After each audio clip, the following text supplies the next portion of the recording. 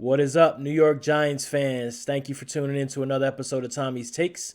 I'm your host, Tommy G. You could have been anywhere in the world, but you're here with me. And for that, thank you. Please like, subscribe, turn on notifications. You can check me out on Twitter at TommyG105, dropping all the hottest takes and Giants content all season long. Thank you for the love and all the support so far. We just hit 300 subscriptions in less than a month. So thank you for that. I really appreciate it. When it comes to creating content, the more support, the merrier. Really helps us get going and pushing in the right direction. So super, super big thank you to everyone out there following, liking, subscribing, dropping comments. We're going to be having some really cool stuff coming up. Season's looking really good so far. Giants 2-0 versus the Cowboys 1-1 Monday night. Prime time. Giants looking to exercise some serious demons. 1-8 versus the Cowboys in the last 9. Daniel Jones 0-7 in prime time. And when I talk about a team rebuilding, one thing you always look for at the center of the rebuild is, can they beat their divisional opponents? Can they get over that hump? We all know to get to the playoffs, you have to get through that division first most of the time. And the Giants have not been able to do so. Haven't played well against the Cowboys. Haven't played well against the Eagles. But really haven't played well against anybody when you think about it. So this is a huge, huge opportunity for the New York Giants to have a statement game in front of the home crowd. It's going to be a whiteout. It's going to be super live. I was there last Sunday. For the people that say MetLife is not a home field advantage, it looks like a can of tuna from the outside. The reason it hasn't been a home field advantage is because the Giants haven't been winning football games. That place was electric last Sunday when they beat the Panthers. So look forward to that as Giants fans. You are going to have home field advantage as these wins keep racking up. Keep that in mind. There is a serious home field advantage in MetLife. So, where are we at? Cowboys coming to the game as a 1.5-point underdog. They've had a up and down first 2 games. Did not look good versus the Bucs in week 1. They lost 19-3 to Tom Brady.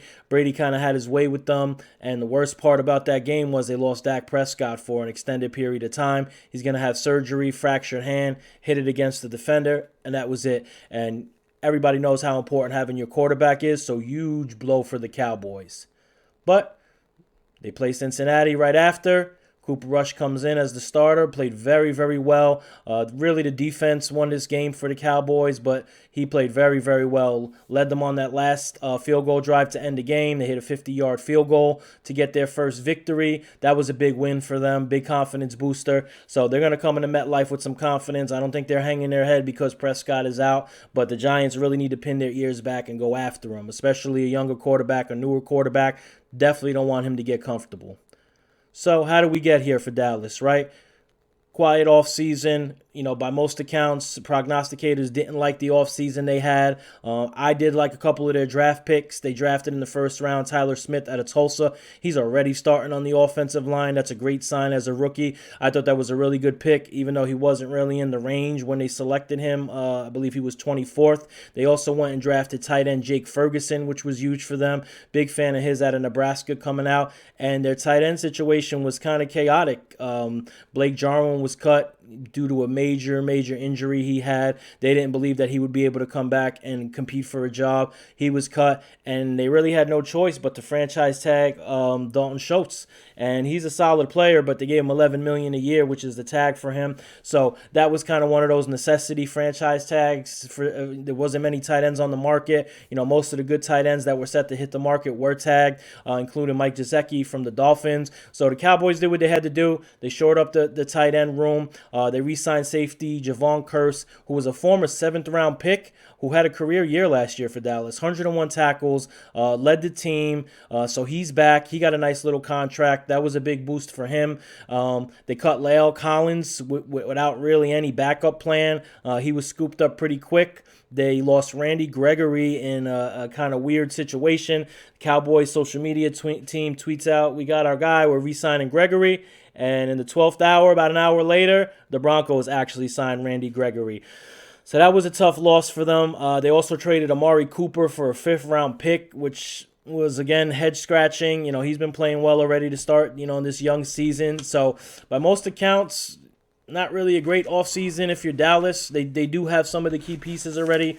They have a solid defense. They had Dak Prescott until he got hurt. Very good quarterback. Ezekiel Elliott's been very productive. So where does that lead them to? Week 1, playing versus Tampa, they lose 19-3. Their offense really struggled, especially when Prescott went down. Like I said, he hurt his hand, was throwing, hit it against a defender, fractured. He's going to have surgery. So that's a tough loss on the field and off the field for them.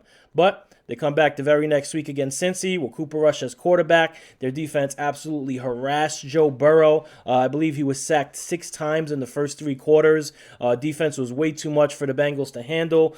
Parsons had 2 sacks. Armstrong had 2 sacks. So their defense can play. And the Bengals were the AFC champions last year, so it wasn't a pushover. And the Cowboys got that game, won it without their quarterback. So, no Giants fans are thinking this is a walk in the park. I don't think any Giants fans are thinking that, especially after the last 5 years starting 0-2. I think Giants fans are really appreciative for those 2 victories, and they're doing a week-by-week kind of deal here, which is smart to do, especially against a divisional opponent. When you look at Cooper Rush in that game, played very well. It was 19-31, 235 yards, 1 touchdown, and he's 2-0 in his career. 2 come from behind victories. So this brings into play where, you really don't know what you're going against, right? If you're the Giants, you haven't really seen a lot of this guy. The league hasn't seen a lot of him. So, the Giants coming in and, they kind of had that benefit to start week 1 with a brand new coaching staff, not a lot of stuff on tape. It's going to be the same thing with Rush here. So 1-1 coming into the game as a 1.5-point underdog to the Giants, which Dallas is definitely not used to, especially the better part of the last decade. But that's where it's at. So if you're the Giants, you're coming in, you're riding high. Week 1 was an awesome victory against the Titans. Defense played well when they needed to. Saquon Barkley had a mega breakout game, 194 total yards. They win it on a missed last-second field goal by Randy Bullock, which, hey, like I said, you'll take wins however you could win them. That started them out 1-0. Last week, they faced the Panthers at home opener. Like I said, the crowd was electric. It was a tough game. Panthers at one point were up 13-6, but at the end, the Giants came back. Daniel Jones had some solid plays. Defense really stepped up when they needed to. They had the big 3rd down sack from Julian Love that really ended that game. And the Giants are 2-0. So this is a great game on paper. You have a 1-1 Dallas team that doesn't have their quarterback, so brings them a little bit more closer to the Giants level because, let's be honest, even though the Giants are 2-0, this is a rebuilding football team. They lack talent in some major positions, including the linebacker position. It's probably one of the worst linebacking cores I've seen the Giants have in a long, long time. They did re-sign Jalen Smith this week, which was awesome. I think he's going to get in there right away. Downhill linebacker. Maybe not, doesn't have the same athleticism as he had when he came in the league. Obviously, he had the devastating injury right before he came out with Notre Dame. That was tough for him, but he was on the Giants squad last year. I thought he played well in kind of, it was almost like a tryout thing for him. I'm surprised the Giants took so long to re-sign him back, but he played well. He's smart. He's a downhill linebacker. He could hit. He could play against the run. He's okay in space, which is a big plus for this Giants linebacking core because as we've seen with Tay Crowder and Calitro, they could not cover in space. Even though they did a solid job last week, they really got exposed versus Tennessee. So that's where we're at. Giants 2-0, Cowboys 1-1. Giants are looking to exercise some serious demons. They're 1-8 versus Dallas in the last 9. Daniel Jones is 0 for 7 in attempts on prime time. So this is you could be looking at this from this perspective, right?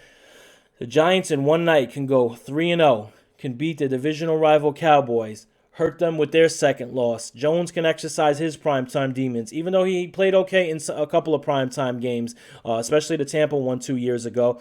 You could exercise a lot of demons if you're this Giants team. And if you come out Tuesday morning and you're 3-0 and you just beat the Cowboys, sky's the limit, even for a rebuilding team. Victories are hard to come by. The statistical probability of a team going to the playoffs at 3-0 is extremely high. And I know some fans may not want to talk about that yet, may not want to get into it, but this is exciting, fun times for the New York Giants. I know their fans are super pumped, seen it last week in person, but this is not going to be an easy game by any means. Cowboys still have Micah Parsons. They still have Ezekiel Elliott. They still have a really staunch defense. Their secondary hasn't looked good so far to start this season. So on paper, Whereas maybe a week and a half ago when Dak's in there, this looks like a lopsided game for Dallas. This is a very, very even matchup now. And there are a couple matchups that I look at when I look on paper and I say to myself, how could the Giants win this game? How could Dallas win this game? What are the key components here? And the first one, we'll get the obvious one out of the way, is Parsons. How could the Giants stop Parsons? The guy is a total animal out there. He's had 2 sacks in the first 2 games. Last week alone, he had 2 sacks, 5 pressures, 4 tackles for a loss. Giants allowed 3 sacks and 9 QB hits last week. So on paper, when you're looking at it, this is not a favorable matchup for the Giants at all, especially when you got Micah Parsons, who is a generational talent. He's shown since he's come in the league, he is almost unblockable, and he showed it last week, totally shut down the Bengals offense almost single-handedly. And you have a Giants offensive line that has struggled to pass block. You have Evan Neal, who's a rookie on the outside, who has played okay in spurts. I thought he did a pretty good job last week against Burns. Watching some of that film, he kind of stayed even. He didn't get head over toes. He didn't lean. He didn't get ripped to the ground. He did fall a couple times, but his footwork was better. His technique was better. But what's the strategy? You're not putting, it's not going to be Parsons on Neal the whole game, Parsons on Thomas. They're going to move Parsons around. Even so far in this young season, he's come from the left end position. He's come from the right end position. He's come from the middle linebacker position. And that's the one that scares you the most if you're the New York Giants, because this interior offensive line of the New York Giants has struggled mightily. Glowinski, Azudu, Feliciano, they've all struggled. Let's just be honest, especially last week. They really had some fits versus the Panthers, and it hurt the offense. And it hurt Daniel Jones. I'll get into it later in the show. Really had trouble operating. They were in his space the whole game. He was pulling the ball down, not looking downfield. So what can the Giants do to avoid that? A repeat, right? Against a better defensive line now, against a generational talent. I'll break down a couple of things that'll help. Chip, the good old-fashioned chip. Whatever side he lines up on, you want to motion that tight end over there. You want that tight end to get a chip on him.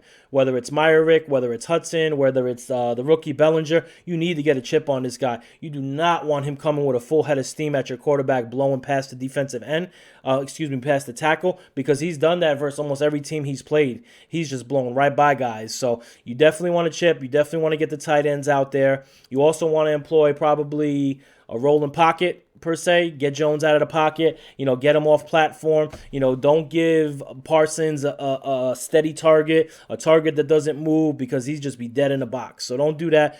You want to go chip. You want to go rolling pocket. Definitely want to go with some quick passes and hard counts, right? What stops an aggressive defensive end more than a good hard count? So look for the Giants to do that. You also want to see the tackles play well. The Giants have 2 franchise tackles in Evan Neal as a rookie. We're hoping he's going to be a franchise tackle for the Giants. And you have Andrew Thomas, who has played absolutely lights out, has not allowed a sack this season, only 1 quarterback hit. I believe it's in like 79 pass block attempts. So Andrew Thomas has been out of this world, and you want to see these guys grow, and this is going to be the perfect test for them. But what's it going to be? Are you going to tip your hand to the outside for him? Are you going to have someone follow him all around? You're going to have the tight ends in motion constantly? You can't. Realistically, you can't play like that. You could do some of that, but the offensive tackles, these 2 bookends are going to have to stand up to him. And it's going to be tough because Dallas loves to move him around. They love to play him in different positions, and you cannot let him wreck this game. The offense has struggled already to start the season, under 20 points both games. It's been tough, and you can't have him just light up on him. So look for the Giants and Mike Kafka to do some things. Like I said, probably going to see some screens. You're going to see some stuff that kind of takes the wind out of Parsons, so he can't just pin his ears back and go. But either way, he's going to be out there, and they got to stop him. But if you want to be a good team and you want to beat your divisional opponents, you got to go against their best player and win. It's not going to be, you're already going against Dak Prescott-less team, which is a big bonus for the Giants.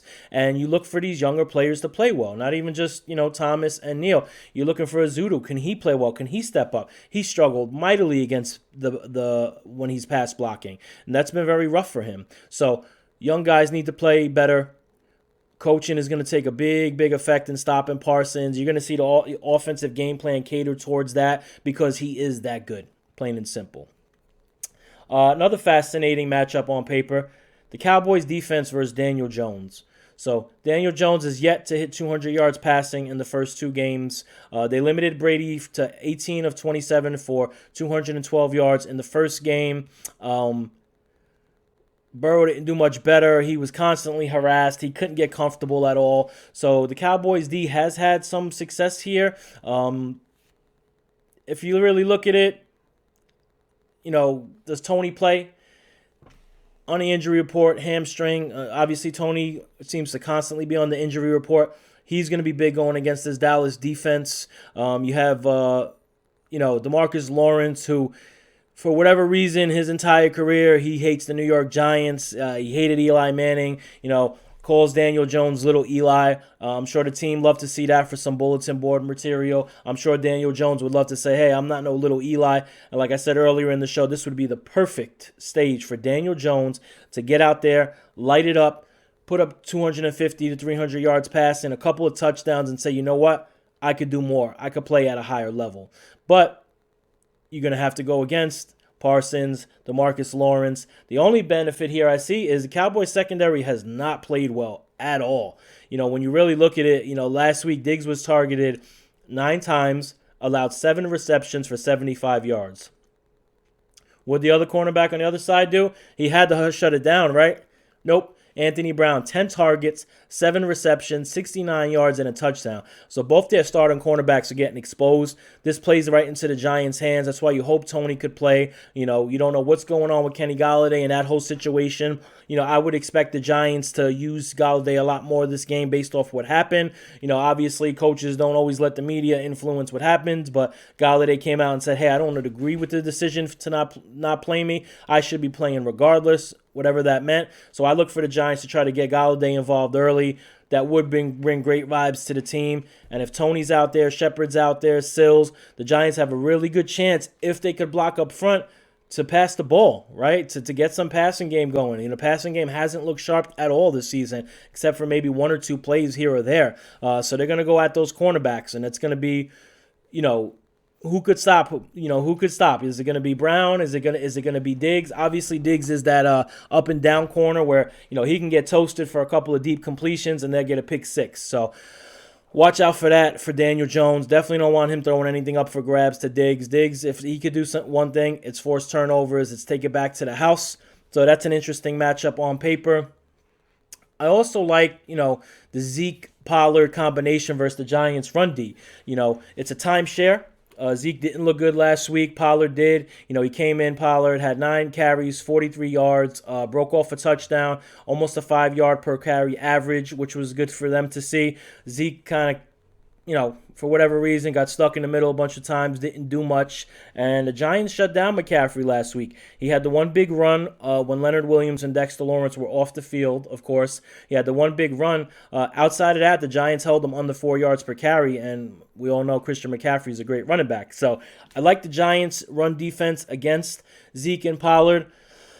Only problem there is you're going to be most likely missing Leonard Williams, who is the stalwart on that defensive line. So that's going to be a little bit tough. You look for Dexter Lawrence to play a bigger role. And the biggest part of this piece is, can the Giants get their edge rushers back finally? Can they get Azeez Ojulari back? Can they get Kayvon Thibodeau to make his season debut? It's looking good so far. They've done more this week than they've done the last 2 weeks, obviously. So it's looking like they'll come back. And if they can come back, not only would that offset the loss of Leo, that's going to be a huge benefit, especially going against a newer quarterback, a young quarterback who only has 2 career starts under his belt. And if you can get those 2 edge rushers back, we've seen how Wink has been unbelievable these first 2 games. When you look at it, missing the 2 edge rushers, was missing Belton in week 1 for the most part. And you really look at this, Wink has done a phenomenal job creating pressure. Third down has been amazing. The Giants have one of the best third down defenses in the league right now, and that's missing their 2 edge rushers. And that's what a young, inexperienced linebacker core. That's what a young, inexperienced cornerbacks for the most part. They didn't have Aaron Robinson, their second corner, versus the Panthers. So he's really been working wonders. So I'm excited to see what Wink could do against Cooper Rush. I think he's going to send some exotic blitzes at him, some stuff he hasn't seen, some stuff he can't react to.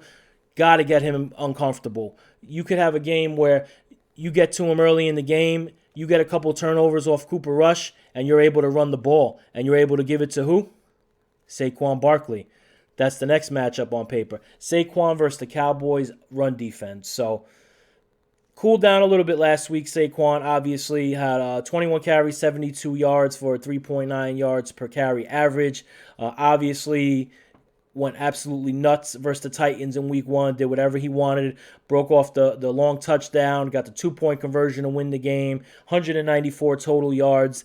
The Cowboys' rush defense last week held Mixon in check, 57 yards for just about 3 yards per carry. So that's an awesome matchup. Cowboys' run defense is not bad. Saquon, great week 1. Week 2 was kind of mediocre. Not his fault. Run blocking wasn't great. This is a great matchup. Especially, like I said, if you can get to Cooper Rush early, force a couple turnovers, get a touchdown lead, 2-touchdown lead, and you could just give it to Barkley and let him tee off. That would be an ideal situation for the Giants. Lastly, and I know we talked about the defensive line. This is something that popped in my head. You need the edge rushers back because Jahai Ward has played well, did a great job versus Derrick Henry in week 1, corralling him, setting the edge on the outside so Henry couldn't get out there.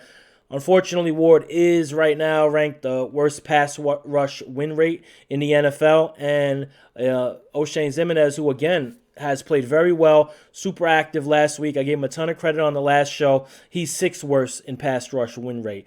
When you play teams like the Panthers, who struggle passing the ball, haven't had a great offense, they added Baker Mayfield, you can get away with that stuff. You can get away with, Ward doing a good job against the run, gives you nothing in pass rushing. But when you play better teams, and the Cowboys are a much, much better team than the Panthers, you need all hands on deck, and you need to get to the quarterback. So you really want Ward and Ximines backing up, kind of playing a refresher for the starters. You don't really want them starting the game.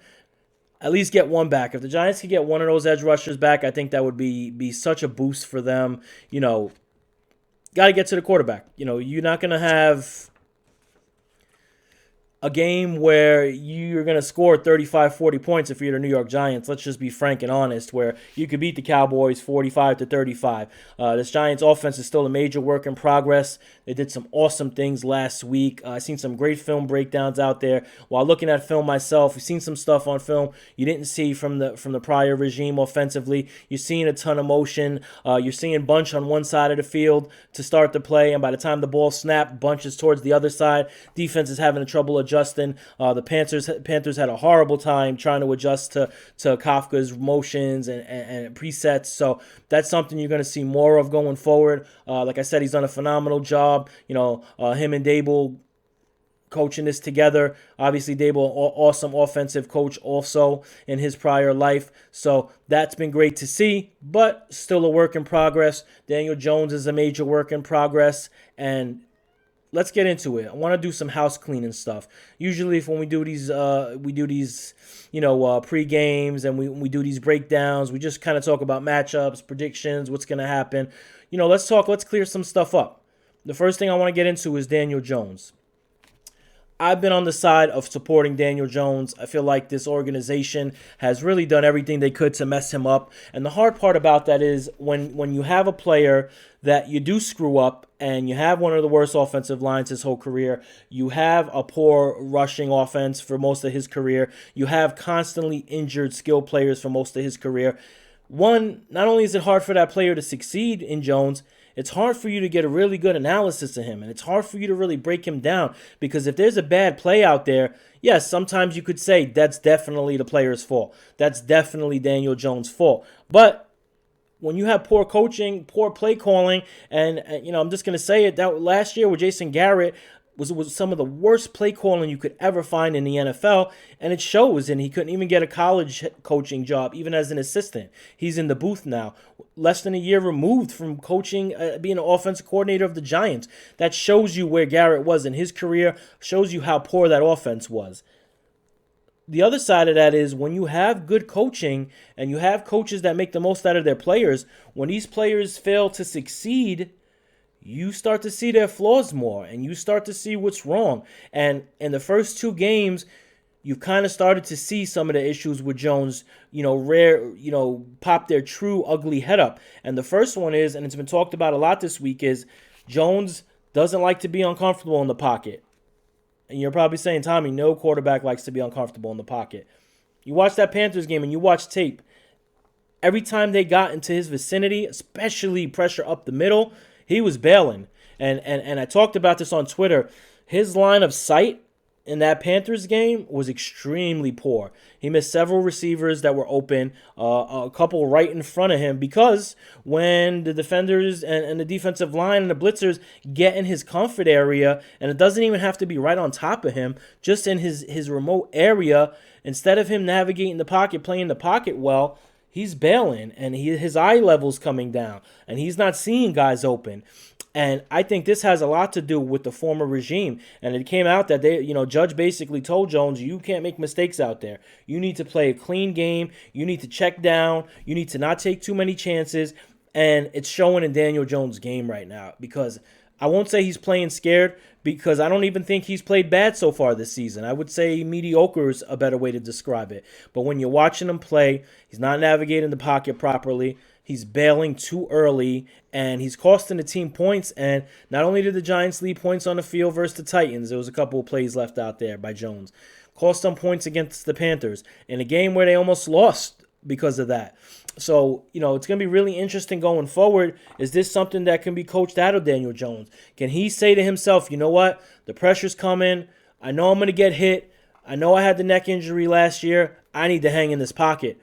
I need to make an accurate throw. I got a guy open 10, 15 yards down the field. I have a guy open 10 yards right in front of me in my sight line. Or is he going to feel the pressure and say, okay, I'm going to run the ball again. I'm going to run it, tuck it, slide, take whatever I could get.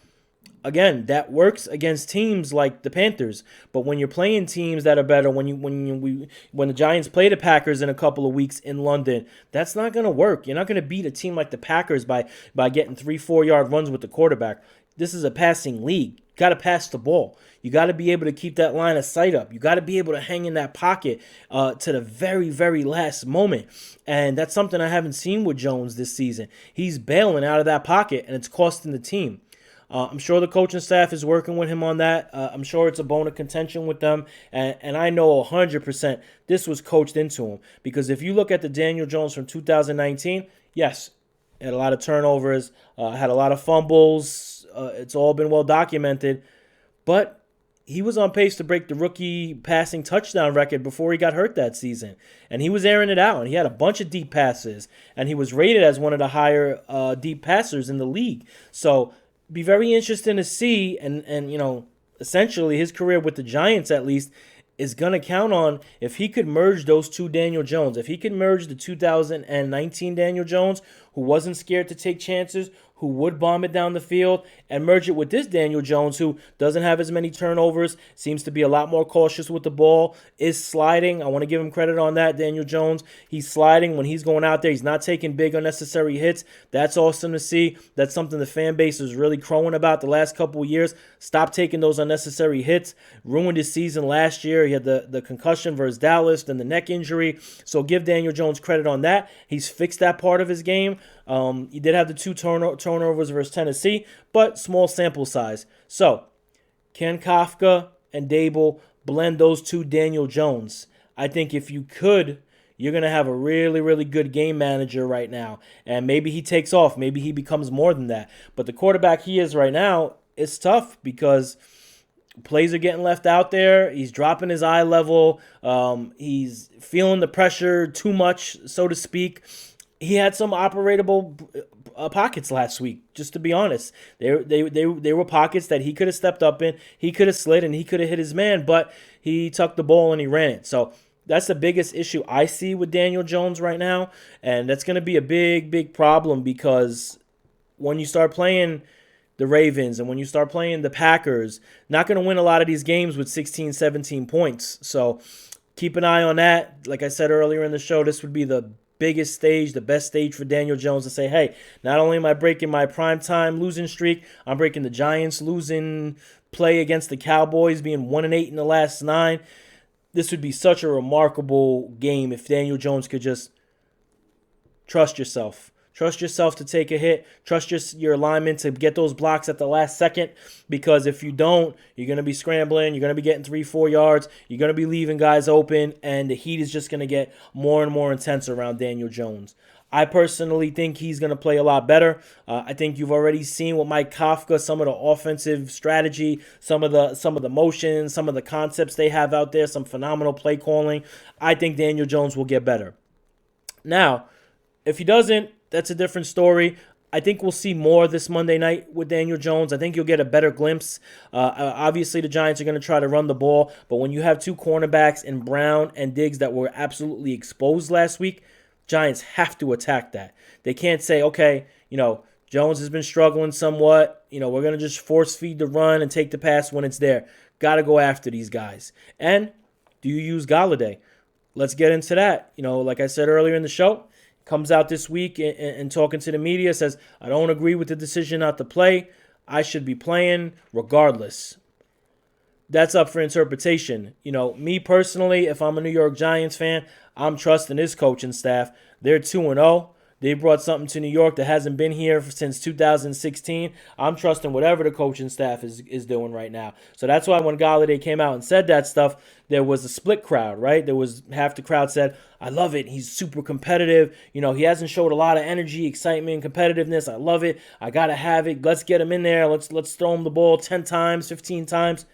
But at the same time, he chose to go to the media with these issues. And yeah, the media asked him. He didn't have to answer in depth like that. He didn't have to say those things. But coming off playing 2 snaps versus the Panthers, this is obviously something that's bothering Kenny. I personally haven't seen a lot out of him since he came to the Giants. Last year was tough because the whole entire offense was broken. The passing game was broken last season. Jones was out for the last 6 games. You couldn't really analyze and evaluate your skill position players with Glennon and Fromm back there. So last year was kind of a waste. But you did see some of the same things with Golladay last season. He had the argument, we'll call it, on the sideline with either Garrett or Jones. We don't really know who it was that was at Washington. He's seen a couple plays late in the season where he kind of made a business decision, didn't lay out, didn't show a lot blocking. So this is not just a capsulated issue with him. This is kind of who he's been since he's been with the New York Giants. And what is it? Is it he doesn't want to be here? He doesn't want to play with Jones? Is the hip issue a lot bigger than a lot of us thought? Someone came out over the offseason and said it was a really bad hip injury that he wasn't even fully recovered from when he was signed to that 4-year, $72 million deal by Dave Gettleman. So what is it? Or the Giants just not using him properly? He's a 50-50 guy. Never had a lot of explosion or acceleration. Has even less than he had now when he was with the Lions. And people want to blame Daniel Jones. That's fine. Blame him for that. I know he's kind of an easy mark. It's low-hanging fruit because he hasn't played well either. But I'm very curious to see this game if the coaching staff says, hey, you know what, Kenny? We're going to give you your shot. We're going to throw you 5-6 balls in the first half and see what you got. Or are they going to stick to their guns and say, hey, this is our game plan, and if they don't think he fits properly in the game plan versus Dallas, they don't use him again. Because I could see this being not necessarily a volatile situation with Golladay, but I could see this a situation where he's not on this team by the end of the year. And what do? You can't cut him. His dead cap number is enormous. Would leave a gaping hole financially in his football team, who's already financially in trouble this season. Next season obviously looks a lot better. Or, what happens? It doesn't look happy here. Doesn't seem to fit in the plans. Sills is playing more than him. James playing more than him. Shout out to Richie James. He's really played well for the Giants so far this season. What happens? Last thing you want for the quarterback who's struggling to have a receiver coming out in the media saying, I disagree with the coach. I want the ball. I'm not getting the ball. Especially when a team's 2-0.